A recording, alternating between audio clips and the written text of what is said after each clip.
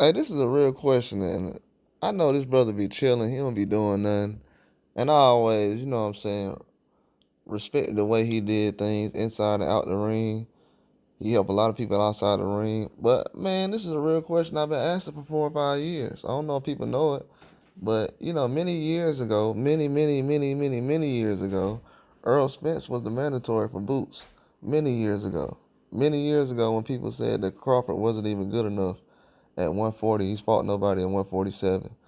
Um, many years ago, Boots was the mandatory for Errol Spence. Called Errol Spence out. Nobody put a video out about it or nothing. And for some reason, this is still a conversation. But my thing is this. Let me ask this question real quick. Um, why isn't anybody asking for Boots to fight Errol Spence right now? Errol Spence hasn't officially moved up to 154. He doesn't have to move up to 154 right now. I mean, Terrence Crawford still has belts at 147. So what's the bad idea about Errol Spence fighting Boots right now? Why is that not a good idea?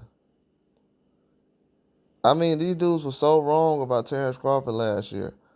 They gave up on Errol Spence. What's crazy is I've been wanting Terrence Crawford. I've been knowing Terrence Crawford could beat Spence for like 4, 5, 6, 7 years now. Well, probably 7 years. Yeah, 7 years now. But my thing is, these dudes, probably longer than that. But my thing is, these dudes quit on Spence so bad, they don't even think he got a chance against Boots. They don't even think Spence got a chance against Boots. And they just had Spence beating Crawford last year. These dudes ain't real Errol Spence fans, man. Like, they sitting around here talking about Boots now. Forget about the Boots stuff. Why y'all quit on Errol Spence like that? Like, for real, like, Errol Spence was just... He lost one fight. And this is why I ain't give Triple G credit. See, I'm a real one. I'm a real boxing fan. The reason why I ain't give Triple G credit for losing to Canelo is the same reason Errol Spence is not getting credit for losing to Terrence Crawford. So I don't give out credit for losing. But all these years, people gave out credit to Triple G for losing. Now when you get to Errol Spence, the same fans that been using his name for clout all these years, now everybody like, oh, I don't want to see Spence fight Boots. He's not fighting at 154. Oh, was Spence too big for 47 now? Why was he big enough to fight Terrence Crawford at 147 when he already said he was getting too big? Nobody said that Errol Spence was getting too big before the fight.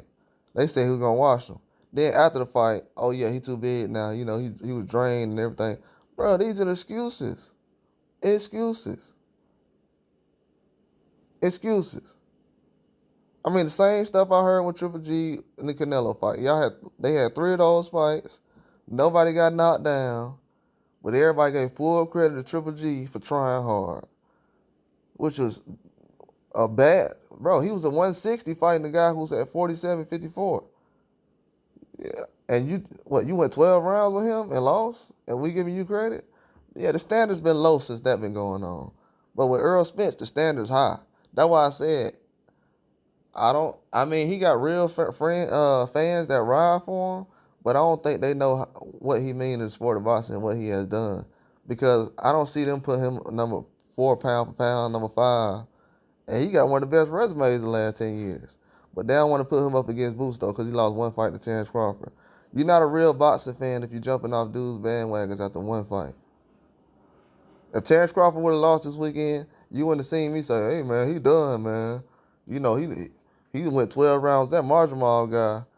That's why I say, man, these dudes ain't real boxing fans, man. They really not. They really just pushing narratives. And I ain't talking about no specific person. I'm just talking about all over the place. The fans is just getting out of hand. The narratives they pushing is too much. Why ain't nobody asking for Spence to fight Boots, though? Why that doesn't make sense? He was already his mandatory years ago. And I know Spence be chilling, bro. He's a very good fighter. I give credit where credit's due. I don't sit up there and cap or try to pick sides or anything like that, which I ain't got to explain. My resume speaks for itself. They got resumes, and I got a resume longer than theirs.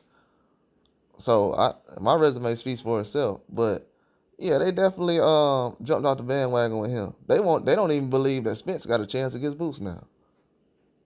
Spence fans don't believe he can beat Boots. That might be the title. But that's all I got. Like and subscribe.